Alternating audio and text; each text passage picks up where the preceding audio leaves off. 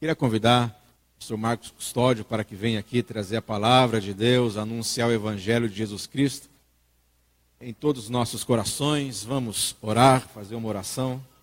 Deus eterno, Pai Santo, Deus de amor e bondade, a Ti damos graças, Senhor, pela oportunidade e misericórdia que o Senhor teve de cada vida, de estar aqui nessa manhã, na Tua casa, na Tua igreja, como povo reunido em um só propósito, anunciando um só nome, que é o nome de Jesus.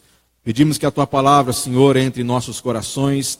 Pedimos que a Tua palavra transforme nossas vidas, porque ela é eficaz, porque nela é e tem a vida, que é a palavra de Deus, que é o verbo de Deus, que é Cristo Jesus. Por isso abençoa o Teu Filho, Senhor, usa Ele como instrumento, para que essa palavra possa alcançar os corações dos pecadores nessa manhã, em nome de Jesus. Amém.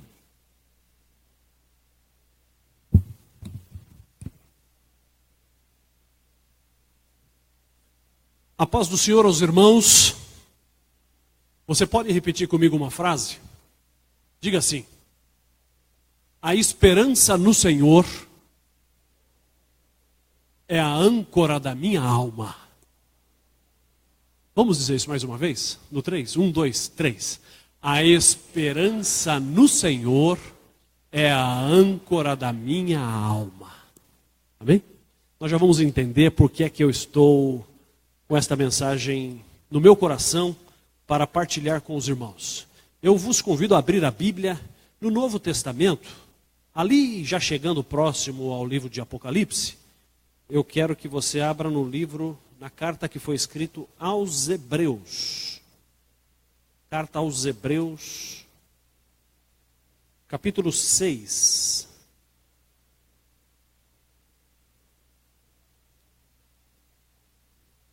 Carta aos Hebreus, capítulo 6. E nós vamos aqui, por esta palavra, receber a instrução da palavra de Deus. A orientação, a revelação de uma importante passagem bíblica que vai edificar a nossa fé e vai nos despertar.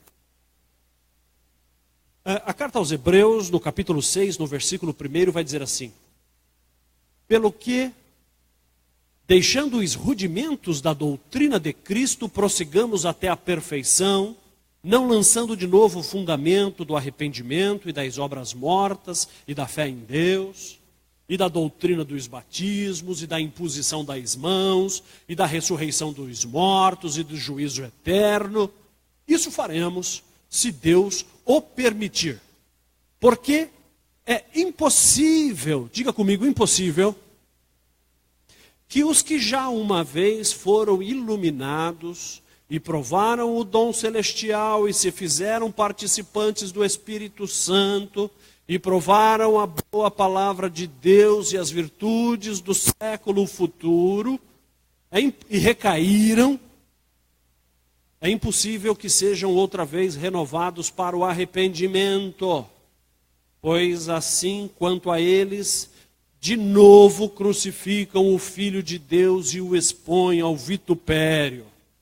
Porque a terra que embebe a chuva, que muitas vezes cai sobre ela e produz erva proveitosa para aqueles por quem é lavrada, recebe a bênção de Deus, mas a que produz espinhos e abrolhos é reprovada e perto está da maldição o seu fim a ser queimada. Mas de vós, ó amados, esperamos coisas melhores e coisas que acompanham a salvação, ainda que assim falamos.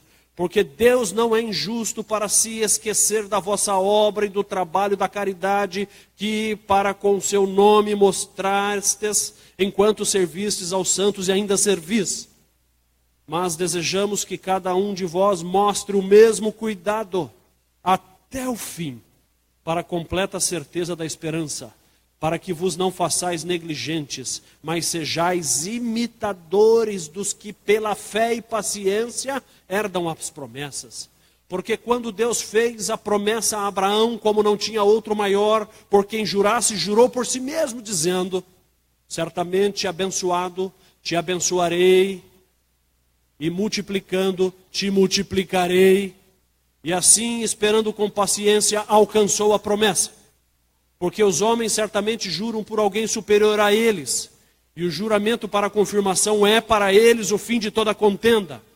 Pelo que, querendo Deus mostrar mais abundantemente a imutabilidade dos seus conselhos aos herdeiros da promessa, se interpôs com juramento, para que por duas coisas imutáveis, nas quais é impossível que Deus minta, tenhamos a firme consolação nós, os que pomos o nosso refúgio em reter a esperança proposta, a qual temos como âncora da alma, segura e firme, e que penetra até ao interior do véu, onde Jesus, nosso precursor, entrou por nós, feito eternamente sumo sacerdote, segundo a ordem de Melquisedeque.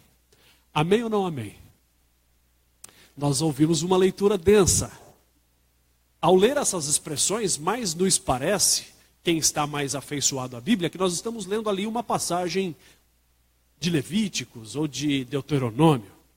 Por que é que esta expressão está aqui contida desta forma tão técnica no Novo Testamento, na carta escrita aos Hebreus, neste capítulo 6? E por que é que eu estou crendo estar sob a orientação divina, trazendo esse tema para uma manhã de domingo, 2000 anos depois desse texto estar escrito? Há muitos pequenos segredos e profundas instruções da palavra de Deus, guardada nesta palavra, que com a graça de Deus e a inspiração que você possa ter para ouvir, porque há uma inspiração no pregador, mas mais inspiração e melhor inspiração é em quem está ouvindo, porque talvez você possa ouvir até o que eu não esteja dizendo.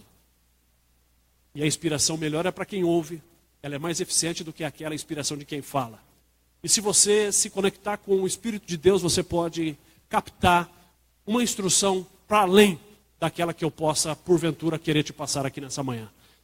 Isso é um dos grandes fenômenos recorrentes de quando nós estamos na presença de Deus. O milagre de ouvir uma voz que não está sendo ouvida pelo ouvido. Mas na presença de Deus nós ouvimos uma voz no coração. A voz de Deus no nosso coração. Esta é reta e não deixa dúvidas. Em linhas gerais, esta carta foi escrita e desconhecemos o seu autor. Ela foi escrita por uma mão profundamente conhecedora dos segredos do Velho Testamento e do Novo Testamento, e foi endereçada, como nós já temos no próprio prólogo do texto, aos hebreus. Mas quais hebreus? Não é os hebreus que odiaram Jesus. O objetivo e o endereçamento dessa carta não é a nação como um todo. Para elas foram escritos os evangelhos, especialmente o de Mateus. Os hebreus em questão, alvo desta carta, são aqueles judeus que haviam aceitado Jesus, que haviam passado pela idolatria do judaísmo. O judaísmo era a religião oficial de Israel e era guardada como arrogância e idolatria pelos hebreus. O judaísmo em si era bom, mas ele não era por si suficiente para mudar o caráter, tendo em vista que ele não produzia efeito dentro dos corações humanos. Mas os judeus idolatravam aquilo, mas na prática não produzia efeito no seu caráter. Então eles idolatravam algo como superior, mas que não produzia efeito em si mesmo, e eles se satisfaziam com uma religião que era do ouvido, mas não era da mente e nem era do coração. Não havia quebrantamento produzido pela reverência à tradição judaica. No capítulo 7, que nós não vamos ver agora, o livro da frente, nós vamos ver que o judaísmo, o próprio escritor vai dizer, ali pelo versículo 18 ou 19 do capítulo 7, esse mesmo escritor vai dizer que toda a relação de Deus com Israel, através da lei e através dos ritos, das tradições, era ineficiente, ultrapassado e era inútil. O escritor aos Hebreus vai compreender que a revelação maior, para além da revelação do judaísmo, era a revelação trazida por Jesus Cristo. Coloca Jesus Cristo e o seu evangelho como o ponto alto da revelação, para além da tradição puramente judaica. Então, o escritor aos Hebreus está se dirigindo a alguns hebreus que compreenderam isso, que compreenderam que Cristo era maior que Moisés, que compreenderam que Cristo era maior do que Abraão, que compreenderam que Cristo era maior do que Levi, que o sacerdote de Cristo era maior do que o sacerdócio dos sumos sacerdotes terrenos. O escritor aos Hebreus compreendeu que em Cristo havia o fim da lei e que conhecer a Cristo era passar para além das convicções humanas, era algo da mente, era algo que vinha do céu. Conhecer o Evangelho e receber o Evangelho era sobretudo uma ajuda que só se tem vindo do alto. Não é decorrente. Aceitar a Jesus, aceitar o Evangelho, aceitar as cartas paulinas, joaninas e os outros textos sagrados do Novo Testamento, não é uma mera deliberação do coração humano, resolve crer, mas é uma revelação que promove no agir de Deus. Ocorre que milhares de hebreus compreenderam que Jesus estava para além da lei de Moisés, compreenderam que o Evangelho era para além do judaísmo, e estavam por alguns anos vivendo no Evangelho. Mas ocorre que em determinado momento dessa relação, muitos desses hebreus começaram a voltar para a velha aliança. Alguma coisa aconteceu com eles, de forma que o conhecimento da verdade já não lhes pulsava mais ao coração. Não era algo desejoso. E eles, de certa forma, começaram a ter saudade da religião anterior, da vida anterior, da forma de viver anteriormente, antes de conhecer o Evangelho. Nesse ponto, há de se fazer uma pequena e breve observação. É perfeitamente possível, e isso é um alerta para todos nós, nesta manhã, em todos os cultos, o alerta é que é perfeitamente possível você ter conhecido o Evangelho, ter vivido o Evangelho, ter experimentado o Evangelho, ter chorado no Evangelho. É perfeitamente possível você, se não vigiar, usando uma gíria e usando uma linguagem bem popular, é perfeitamente possível você se empapuçar do Evangelho. E quando isso acontece, nós entramos numa dimensão de alto risco, de alto perigo. Porque havia três tipos de hebreus nesse tempo dessa carta. Havia os hebreus que nunca vieram para Jesus. Havia os hebreus que haviam vindo para Jesus. E dos que vinham vindo para Jesus, mais da metade tinha voltado para a velha aliança. E esses hebreus aqui, o objetivo e alvo desta carta é o remanescente daqueles hebreus que se converteram. O escritor está se esforçando para dizer para aqueles hebreus, dizendo, não voltem. E ele escreve um livro denso, carregado, rico, revelação, para dizer para aqueles hebreus, não façam como os seus irmãos, que voltaram e se juntaram àqueles que nunca vieram, e estão dando as costas para esse dom, que é o entendimento do Evangelho. Em outras palavras, contemporaneizando a nós hoje aqui no século 21, o sopro do Espírito na manhã deste dia é dizer-nos, você que já viveu o Evangelho, tome cuidado, preste atenção para que você não se enfade dele, e que no seu coração não suba o que subiu no coração daqueles hebreus, de abandonarem a fé, de sentindo-se tentados, ou não se adaptando ao Evangelho simples. Nós poderíamos, enquanto igreja, aqui nesse local, pastor Fabiano, todos os domingos de manhã inventar uma mágica aqui para iludir as pessoas, como algumas religiões fazem. Em que os cultos sejam aqueles que o coração vem na boca, porque aí da perspectiva emocional nós teríamos gente aqui o tempo inteiro, mas nós teríamos também caído numa armadilha de ter que todos os domingos dar isso para as pessoas. Inventando mágicas cada domingo, uma maior do que a outra, como os mágicos das igrejas estão por aí. Só que esse é um campo minado e perigoso, porque o Evangelho não é isso. O Evangelho bíblico é o Evangelho da racionalidade, é o Evangelho da simplicidade, Eu não preciso vir à igreja para ver coisas acontecerem, e o fato de não acontecerem coisas extraordinárias aos meus olhos não significa que a igreja não esteja na vontade de Deus. Então, nesse tempo, muitos estão não compreendendo a simplicidade que há no Evangelho, e o Evangelho é esse estado de consciência, esse estado de moderação e de paz e de simplicidade. Nós estamos aqui numa manhã como essa, e não temos necessidade alguma, à luz do Evangelho, de fazer coisas mirabolantes aqui para estimular a sua fé. Porque o Evangelho parte do princípio de que uma vez pregada a palavra na simplicidade, ela vai produzir um efeito no seu coração, vai despertar um desejo no seu coração para que você retorne aqui. E esse é um ciclo repetitivo até o dia do arrebatamento da igreja. Porque a grande revelação, o grande fenômeno, a grande luz está reservada para um dia. O dia que nós chegarmos na glória de Deus, aí sim nós veremos tudo isso que vai nos embasbacar. Aí sim nós teremos a contemplação da glória.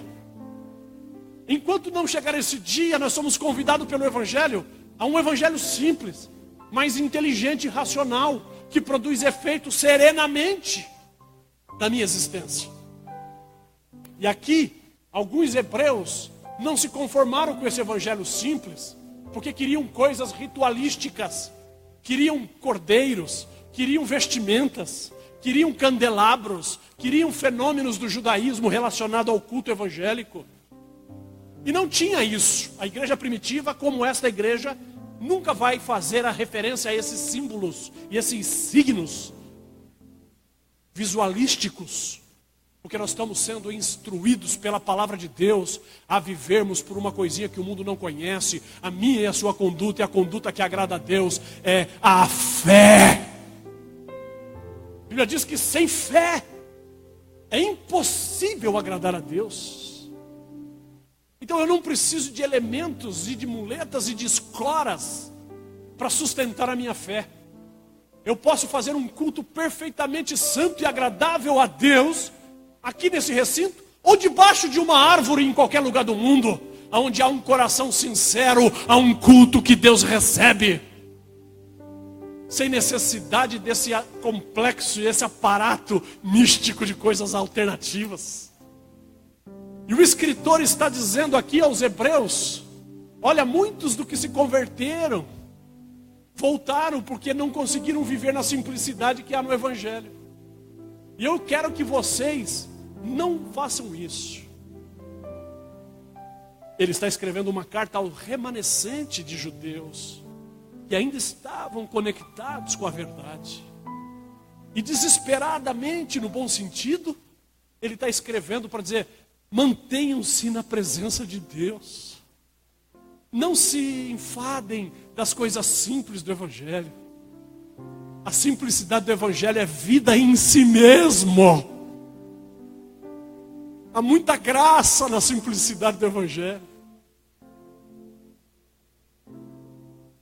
Ainda que do seu redor pareça que hajam igrejas fantásticas, pregadores fantásticos e crentes fantásticos, cheios de coisas, não sinta nenhuma inveja daquele tipo de coisa, porque na simplicidade é que está Jesus. Jesus é a humildade por excelência. Então ele escreve essa carta a esses hebreus com esse propósito. E vai dizer, na verdade, o que é que os que estavam voltando estavam fazendo. Em outras palavras, ele está dizendo: olha, você que já conhece Jesus Cristo, você que um dia foi pelo Espírito Santo apresentado a Ele, e que no seu coração houve uma aceitação íntima sua com Ele, e essa aceitação ela pode ter sido exteriorizada apenas com uma lágrima.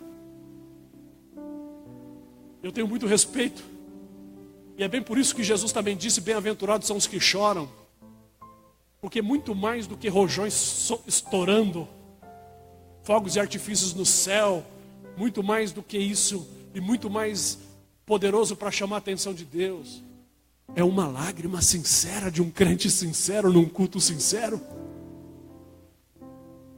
Isso é muito mais poderoso para Deus. Então, quem já foi apresentado pelo Espírito Santo de Deus a Jesus e o aceitou no seu coração, tome cuidado para não cometer a loucura que esses outros hebreus que voltaram cometeram.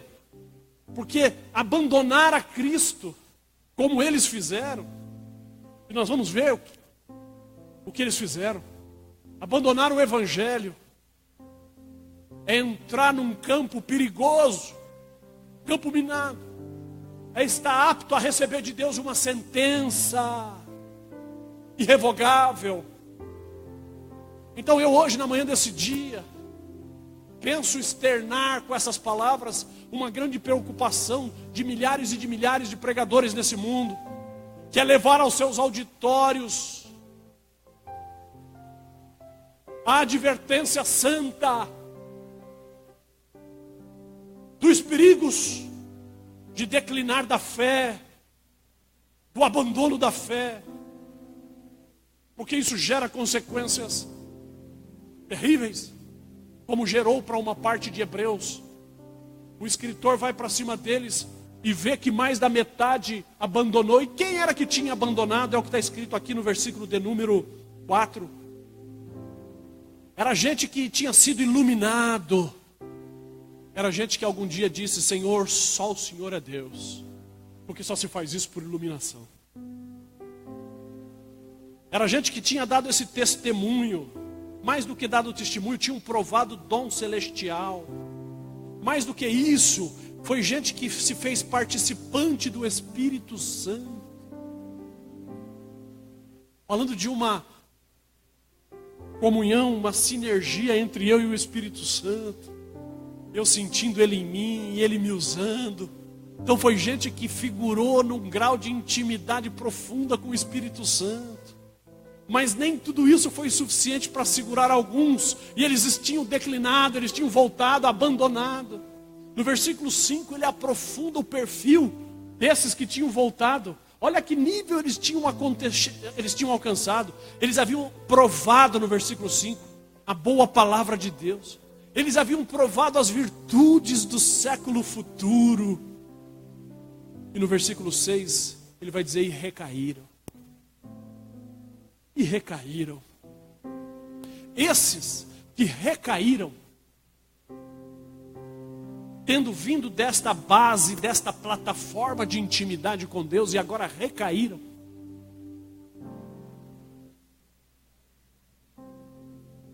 A esses foi dado uma sentença. Ele vai dizer: e recaíram. Fazendo remissão ao versículo 4, é impossível que outra vez sejam renovados para o arrependimento. Olha que cenário trágico! Eu conheço a Deus, eu vivi na sua presença, eu fui iluminado ao ponto de dizer que tu és Deus e que os deuses deles não são deuses. Me imiscuí, me envolvi, me misturei com o Espírito Santo. E obtive dessa relação uma troca em que eu o sentia em mim e ele se sentia, eu o sentia em mim e ele me sentia nele, numa fusão entre eu e o Espírito. Olha que patamar de glória, de vida misteriosa em Deus. Mas recaí. Então esses que recaíram, é impossível que outra vez sejam iluminados. Pois bem, eu sofri muitos anos com essa palavra, pelo não entendimento do que ela estava querendo dizer. Mas alguns anos atrás eu compreendi que recair pode se dar em duas dimensões. Tem dois tipos de gente que viveram o Evangelho e recaíram. Tem um tipo para os quais cair é impossível a reconciliação, Mas tem um tipo que, caído, as portas ainda pela graça continuam abertas. Imagine os senhores, meus irmãos, se todas as pessoas que recaíram do conhecimento da verdade fossem sentenciados com esse veredito de que seria impossível a reconciliação. Imagina que cenário trágico seria. Mas graças a Deus não é nesse sentido tão radical que essa palavra foi escrita. Existe um tipo de gente que recai, que já conheceu o Evangelho, para os quais nunca mais Deus lhe estenderá a mão. É essa a sentença e o veredito. Mas tem um outro tipo de gente que, recaído, ele pode olhar para Deus e ainda Deus está com as duas mãos abertas para ele. Diga comigo, graças a Deus, as misericórdias do Senhor vão adiante do seu juízo.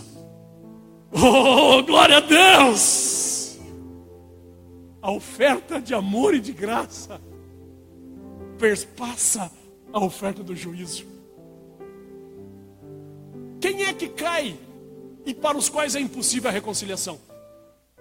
São aqueles que um dia estiveram no Evangelho, que se empapuçaram dele, que se estressaram com ele pela simplicidade dele, e agora dão as costas ao Evangelho, mas não em decorrência de fraquezas humanas, não em decorrência de pecados da condição humana, daqui a pouco eu vou falar disso, mas que saem da presença de Deus, que deixam o Evangelho a partir de um convencimento da mente.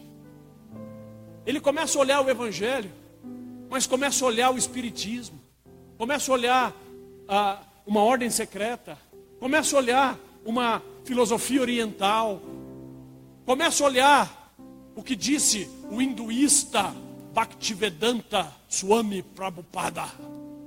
Até repete esse nome para dar importância e chancelar como algo importante. Bhaktivedanta Swami Prabhupada nada mais é do que o nome oficial do Buda, do primeiro. Aí faz comparação entre religiões e fala, não, eu estava enganado. Esse negócio de Jesus está por fora. Esse negócio de crer na cruz está por fora. Isso não faz sentido algum, não faz nexo. No que ele havia crido. De onde, enquanto cria, recebeu vida e alegria. Mas agora, conscientemente, elabora uma tese e a defende para sair da presença de Deus. E, em geral, quem faz isso faz e sai atirando, cai atirando. Está cheio de gente. Está cheio de moços, especialmente a geração mais recente, que sofre uma carga de influência de um volume enorme nas universidades.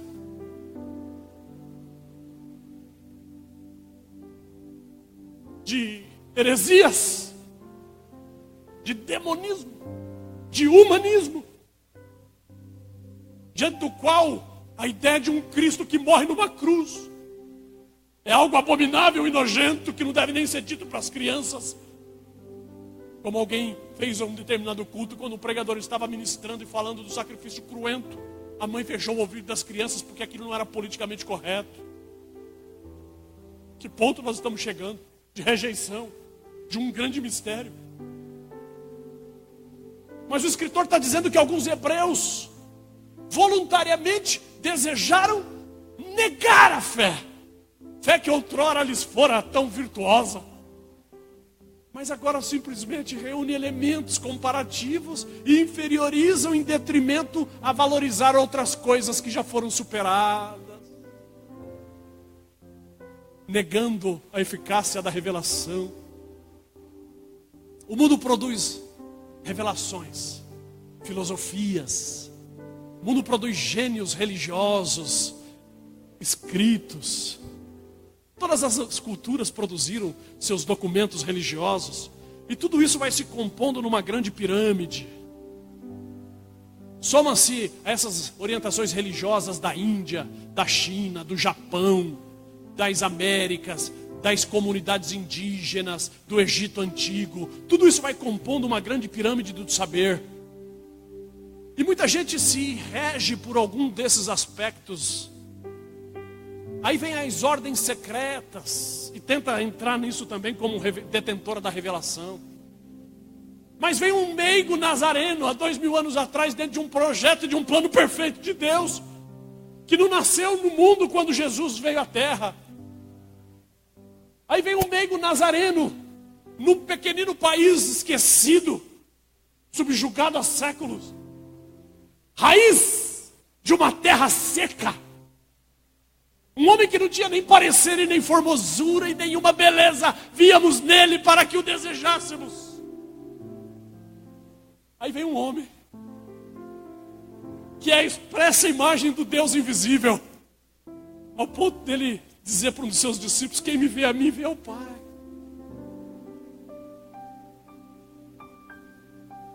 Para onde irá, Senhor, para que o sigamos? Estou tanto tempo contigo. Eu sou o caminho, eu sou a verdade, eu sou a vida. Vem um homem e traz um plano perfeito.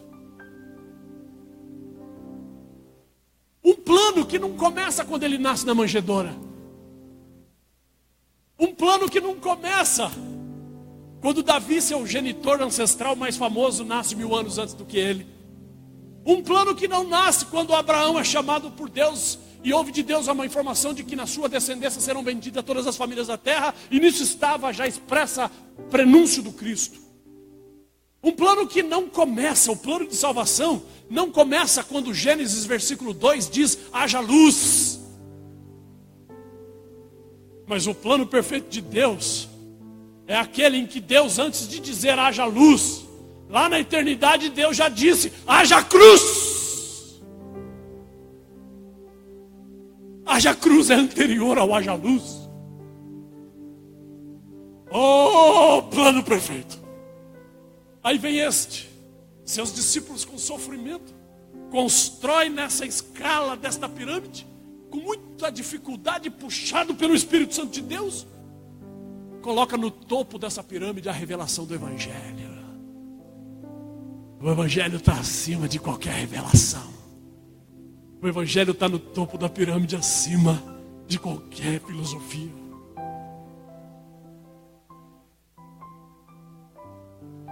Alguns vivem esse Evangelho que está no topo, que o Evangelho que foi constituído antes da fundação do mundo, quando Deus disse haja cruz. E agora vivem essa experiência e a banalizam ao ponto de sair discursando no sentido inverso, no sentido de inferiorizá-la. É esse tipo de gente que conscientemente negam as virtudes adquiridas. É esse tipo de gente para as quais esse veredito já está dado. Para esses que conscientemente, para esses que fundaram uma tese ou aderiram a uma tese herética, com esse poder de invalidar a simplicidade do Evangelho. É esses que incorrem na abominação de um pecado chamado apostasia, do verbo apostatar, do substantivo apostatar. Quem é o apóstata? É o que pratica o verbo da apostatar. Apostasia é aquele pecado do abandono da fé.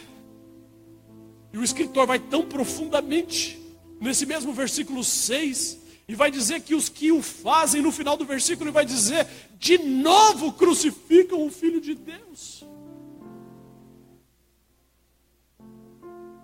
Seria como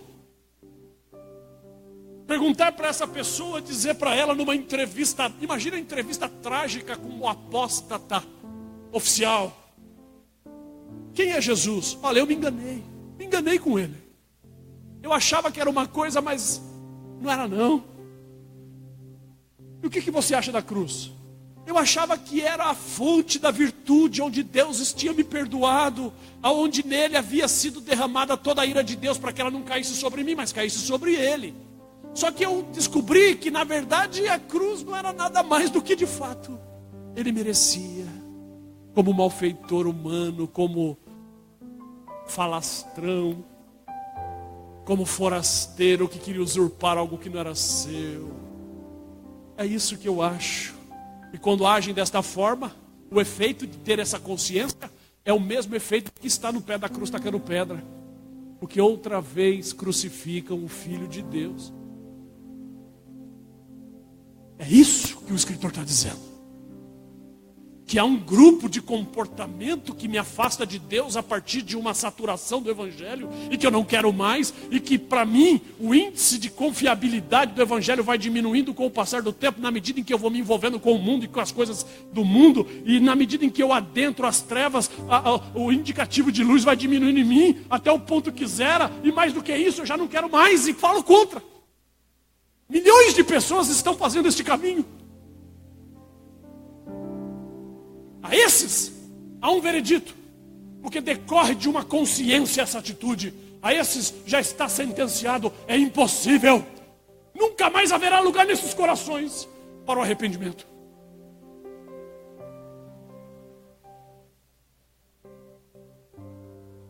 Eu sofri muitos anos com isso, porque eu confundia pecados da fraqueza humana com isso aqui, com esse tipo de pecado. Vi muita gente, muitos moços e muitas moças que pecaram e que decaíram da presença de Deus, e que liam isso e achavam que para eles estavam sentenciados para sempre, que nunca mais seriam recebidos por Deus. E alguns se suicidaram.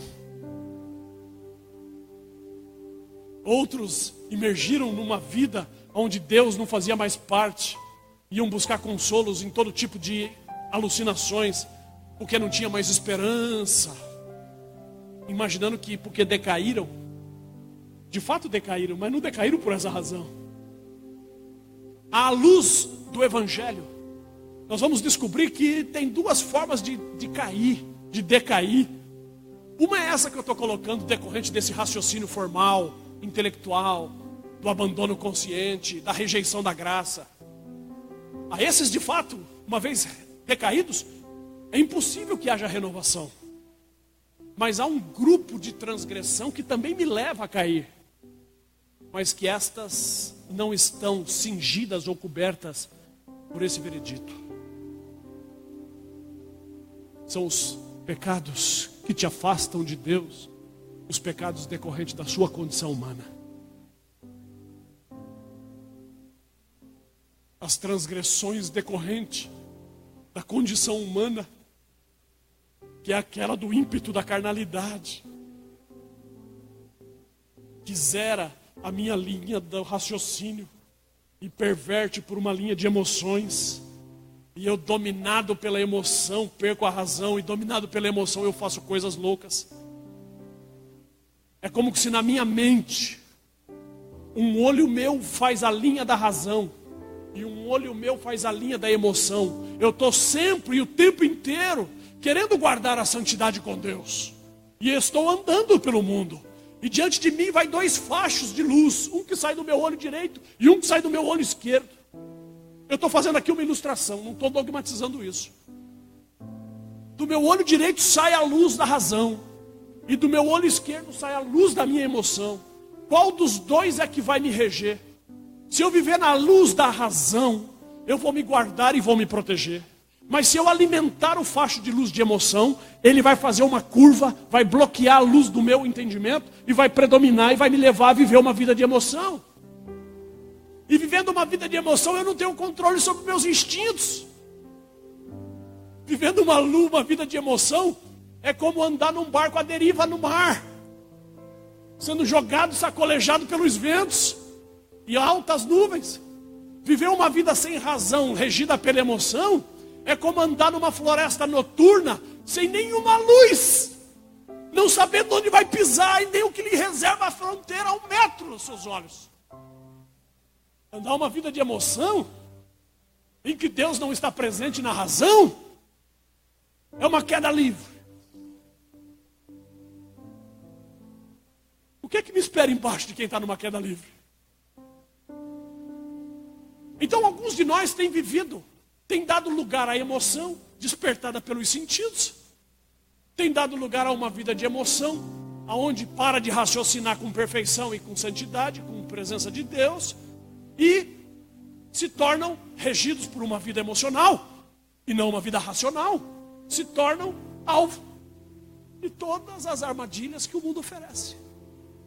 Aí caem, aí pecam contra Deus, e pecam profundamente, coisas assustadoras e abomináveis. Obviamente que a consequência do pecado é o medo, a consequência do pecado é o temor, a consequência do pecado é a dor, a consequência do pecado é a insegurança, a consequência do pecado é o pavor, ao ponto de estar bem estampado no comportamento de Adão. Assim que ele peca, ele corre de Deus, ele vai e se esconde atrás de uma árvore, porque quem peca foge. Quem peca na condição das condições humanas, das fraquezas que nos são próprias, pecando foge, não quer ficar perto da luz. Então o escritor está nos ensinando aqui, e essa é a revelação que eu sofri muitos anos para compreender, e que hoje divido com você isso, é que há um tipo de transgressão chamada apostasia, que eu decaio da fé por uma questão racional. E para esse é impossível a reconciliação, e é só para esse que é impossível a reconciliação. Mas há uma série de pessoas, e pode ter sido eu, pode ter sido você, pode ser seu estado nesse momento, em que você sai da presença de Deus, que decai, que a mente te acusa, porque já não é mais o mesmo. Mas aí vem a graça do Evangelho e diz: isso é uma queda decorrente da tua condição humana. E nesta condição humana, se olhares para mim, o portal sempre vai estar aberto. Oh, aleluia! Milhões de pessoas têm começado a viver um recomeço. Milhões de pessoas têm iniciado um recomeço na presença de Jesus. Diga glória a Deus. Diga: Deus é o Deus dos recomeços. Oh, que coisa gloriosa! Saber que Deus é o Deus dos recomeços. Quem apostata, quem sai da presença de Deus, como alguns hebreus tinham saído, consciente, voluntária, rebaixando o Evangelho, esses está sentenciado, não haverá recomeço. Não haverá recomeço.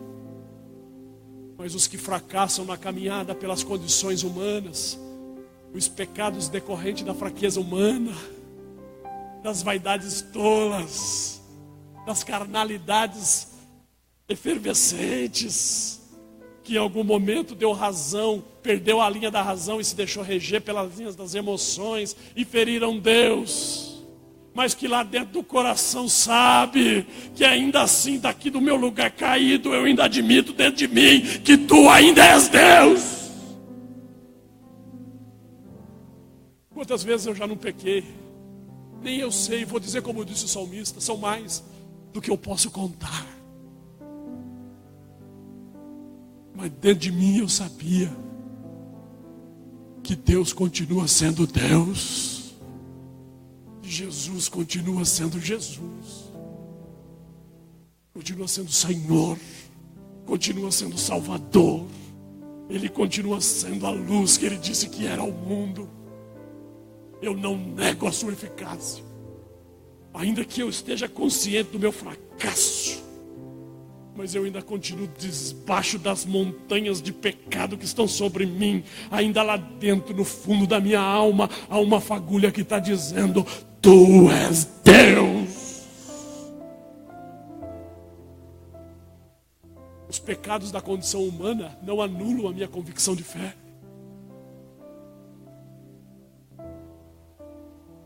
Nessa manhã nós estamos aqui para eu te dizer isso. Levante a sua cabeça. Tenha esperança. Se o que te faz chorar são os teus pecados da tua condição humana e das tuas fraquezas humanas, mas se dentro da tua alma ainda está dizendo: tu és Deus. Oh, um portal de graça imensurável, iluminado está aberto.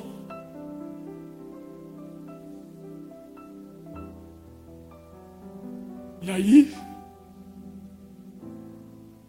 eu iniciei essa fala proferindo uma palavra de ordem que pedi para você repetir comigo, e eu vou pedir outra vez. Diga comigo: a esperança no Senhor é a âncora da minha alma. Sabe por quê? Porque mesmo na minha condição pecaminosa, eu ontem pequei, semana passada eu pequei. Imagina se não tivesse mais espaço para reconciliação. Imagina se não tivesse mais espaço para recomeço. Quão trágico seria eu com 49 anos estar sentenciado a nunca mais ter uma oportunidade de um recomeço com Deus. Como é que eu viveria os meus últimos dias? Mas Deus substitui esse cenário por um cenário de oferta, de um novo recomeço todos os dias. Por isso o escritor Jeremias, nas suas lamentações, ele diz: as misericórdias do Senhor se renovam todas as manhãs, porque elas são eternas. Quem confessa Jesus com a sua boca, mesmo na condição de pecador miserável, mesmo na condição de pecador abominável, mas quem confessa o faz pelo Espírito de Deus. E os que o fazem desta forma sempre terão diante de si o portal da graça, largo, espaçoso. O caminho é estreito, mas a graça é larga e espaçosa. Aleluia. Mesmo ali debaixo daquelas camadas sedimentadas de pecado que estão me esmagando, se o que me pôs debaixo daquelas montanhas de pecado são decorrentes da minha condição humana e não decorrentes da minha fé que se esvaiu, ainda ali eu posso pegar minha alma. E o escritor aos Hebreus, para falar desses e dos que nunca pecaram e se mantêm na presença de Deus, ele usa a metáfora da âncora. E ele lembra, para facilitar a compreensão de algo tão profundamente espiritual, ele se vale de algo tão conhecido para aquelas gerações que transportavam-se em navios. Ele diz assim: vocês sabem que o navio, quando está no mar agitado, está prestes a ser destruído, levado pela violência das águas, o marujo experiente lança a âncora para baixo. A âncora não produz efeito pelo seu peso. Tanto é que a maioria das âncoras modernas são leves, com menos de 20 quilos. Mas a âncora tem um potencial, porque ela é amarrada a um cabo, e quando você joga no mar, as águas turbulentas, ela vai até o fundo, 40, 50, até achar o fundo. E quando ela cai, as suas ranhaduras ficam. E na medida em que o barco é arrastado, as suas ranhaduras se cravam no fundo do leito, ou na areia, ou em uma pedra, de sorte que ela trava, a corrente estica.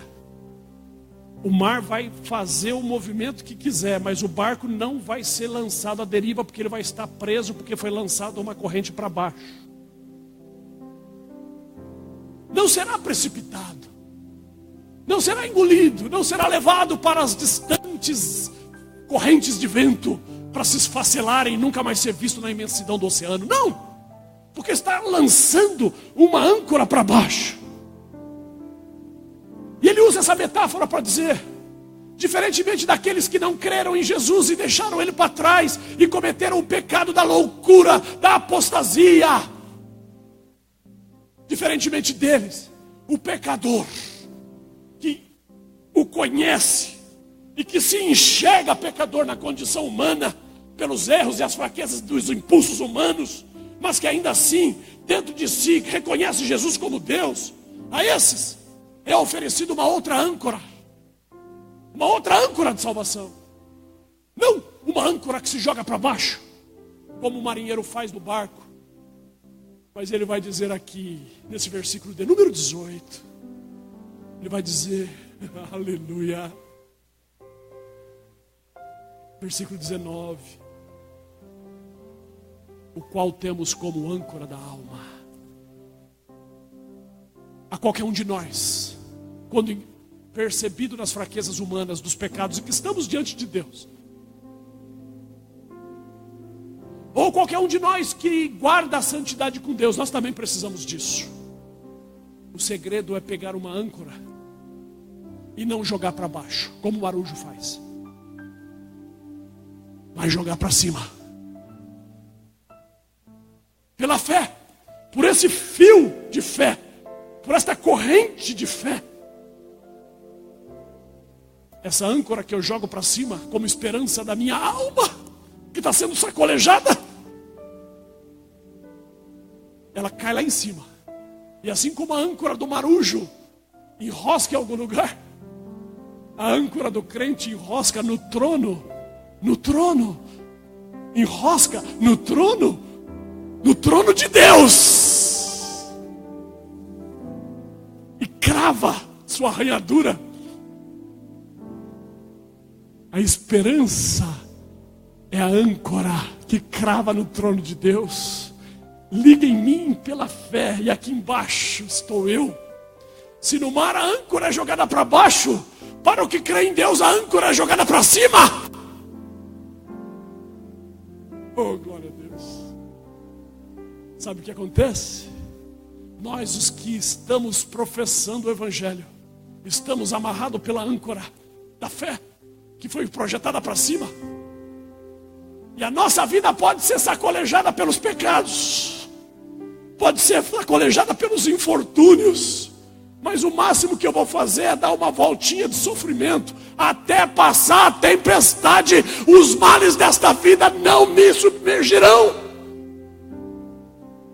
Essa é a esperança dos que creem em Deus.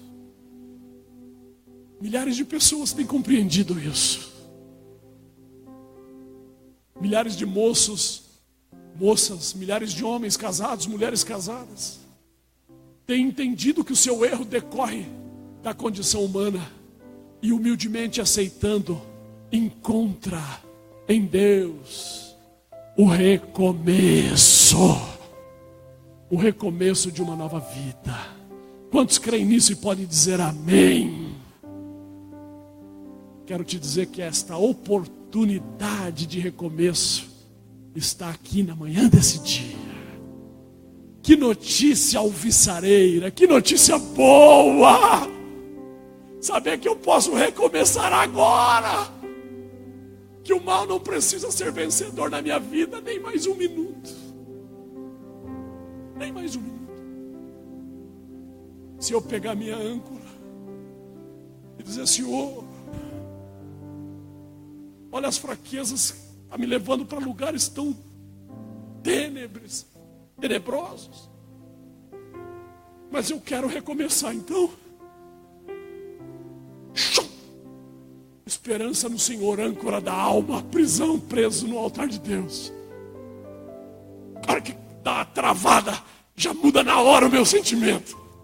Eu sou inundado por uma segurança que faz o meu agora ser milhões de vezes melhor do que era algum minuto atrás. Esse é o mistério do Evangelho. A oportunidade do recomeço em Deus.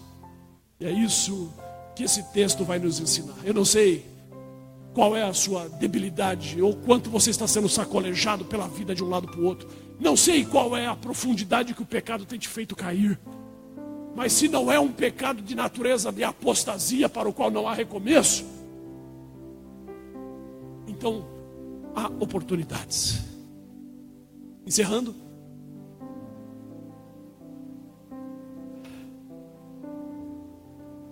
Uma das verdades do Evangelho mais maravilhosas que eu aprendi ainda quando bem jovem é que Deus não condena o homem pelo que ele peca. Porque os pecados, eles, na sua grande maioria, são decorrentes da condição humana. E para esses Deus é extremamente misericordioso. Diga amém. Eu disse uma coisa tão profunda. Interaja comigo agora. Deus não condena o homem pelo que ele peca. Deus é solícito com os pecados da natureza humana, dos apetites, dos descontroles, dos hormônios. Deus tem uma misericórdia enorme.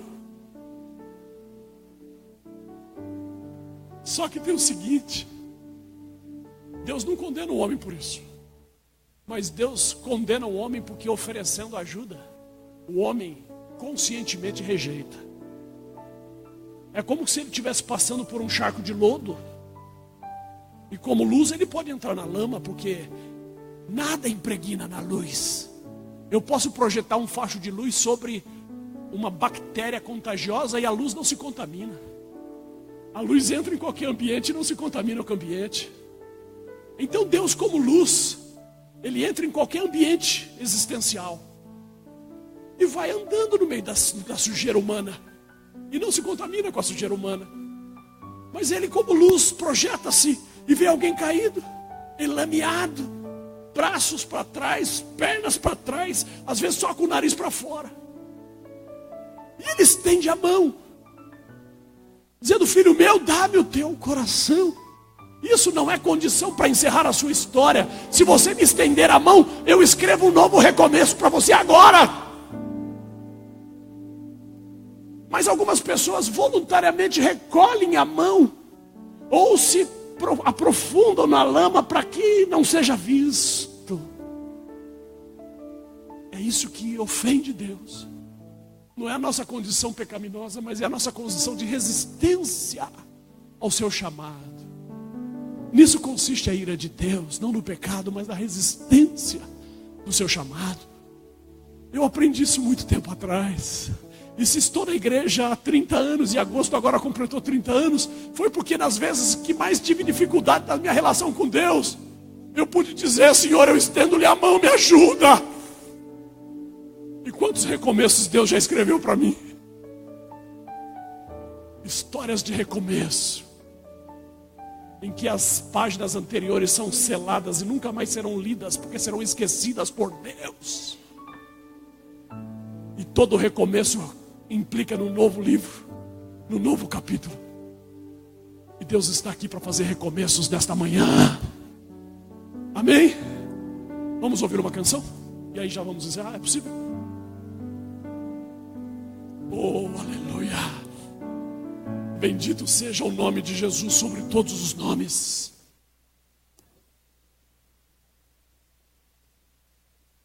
Oh, graça, imensa graça, maravilhosa graça.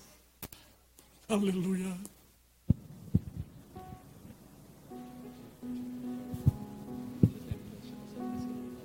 Oh, aleluia. O desejo do meu coração é que você se apodere da palavra de Deus na manhã desse dia. Levante a sua cabeça.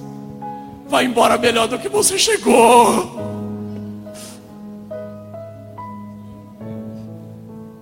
Aleluia.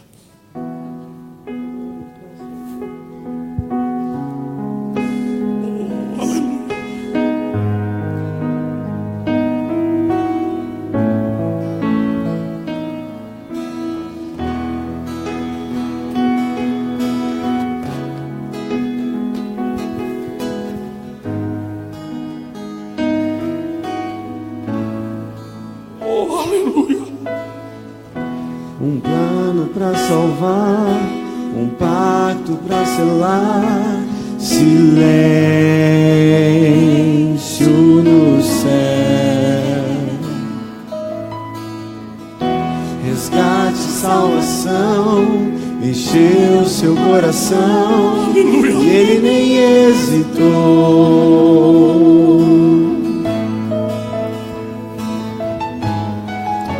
No palco do amor, o autor anunciou a vida e salvação. Tudo que ele fez foi obedecer o plano que Deus escreveu. E quando a minha história parecia ter chegado ao fim, a sua graça me alcançou. E quando tudo parecia estar perdido naquela cruz, o seu sangue me libertou.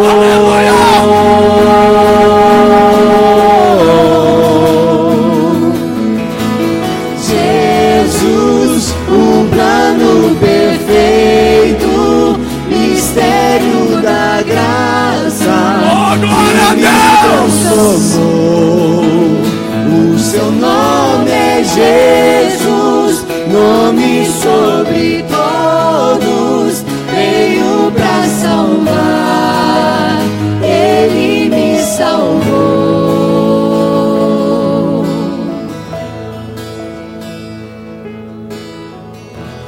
Um plano pra salvar, um pacto pra selar, silêncio no céu, resgate, salvação, encheu seu coração, ele nem hesitou. Aleluia! No palco do amor, o autor anunciou a vida e salvação. Tudo que ele fez foi obedecer O que Deus escreveu. E quando a minha história parecia ter chegado ao fim, a sua graça me alcançou. E quando tudo parecia estar perdido naquela cruz, o seu sangue me libertou.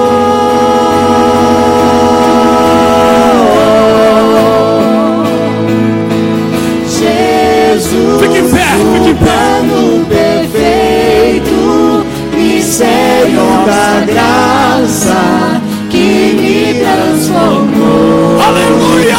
O seu nome é Jesus, Glória a Jesus! nome sobre todos, veio pra salvar, ele me salvou. Aleluia!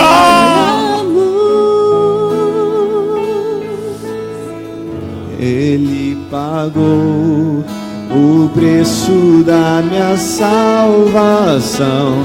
Ele pagou o preço da minha salvação. Ele pagou glória a Jesus! o preço da minha salvação.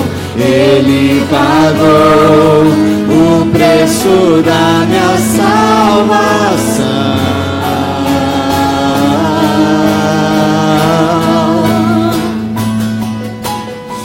Jesus, o plano perfeito, mistério da graça que me transformou. Aleluia! O seu nome é Jesus, nome sobre todos, veio pra salvar, ele me salvou.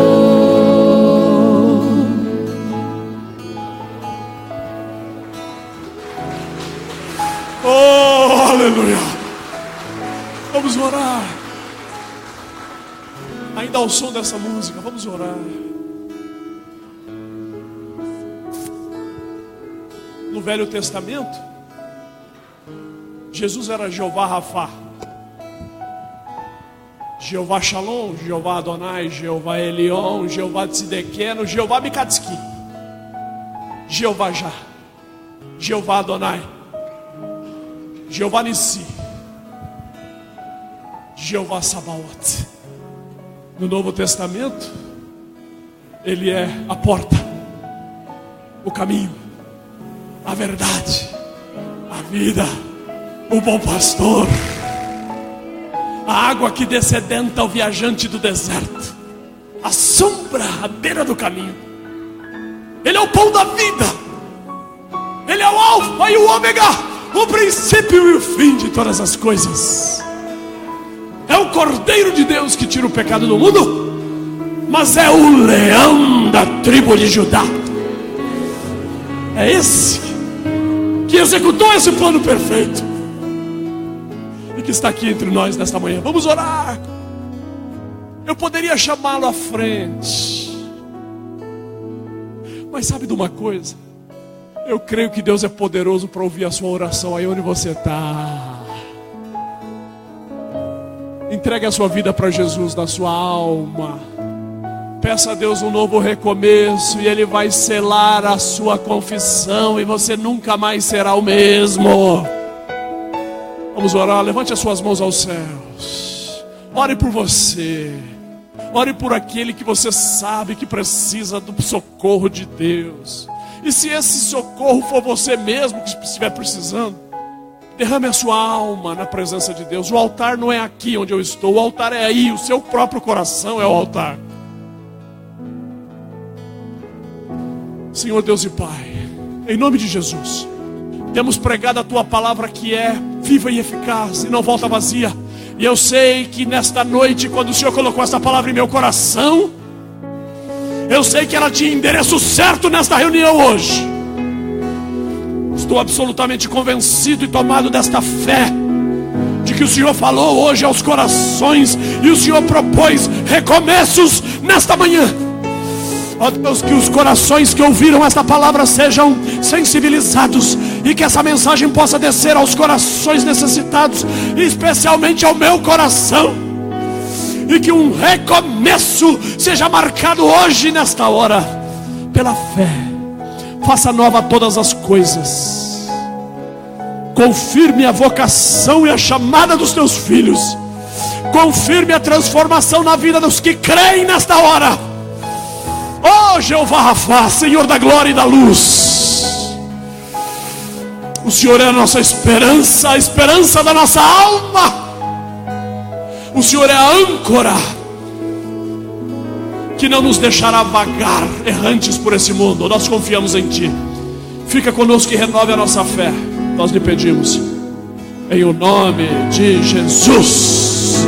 Levante a sua mão direita aqui. Levante a sua mão esquerda ao lado da direita, bem alto as duas mãos. E como quem quer tocar no manto de Jesus, bata palmas, aplauda ao Senhor com as mãos sobre a sua cabeça. Jesus, nome